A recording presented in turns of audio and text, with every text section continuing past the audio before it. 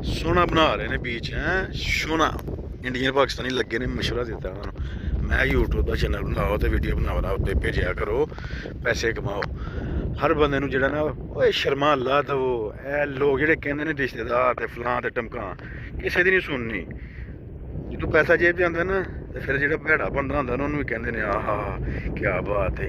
ठीक है चोरी अजहर हमला गुजराती की जाता है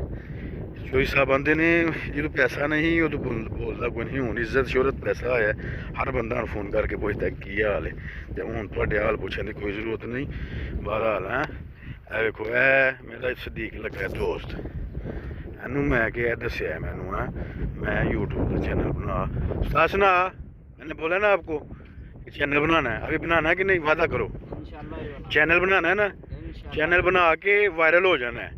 ठीक है वायरल हो के वीडियो किधर गया ये वायरल हो के फिर तेरी मैं वीडियो देखा करूँगा फिर इधर मिलने के लिए आऊँगा सही है देखो मैं वीडियो बना के जा रहा हूँ देखो अच्छा व्यू है।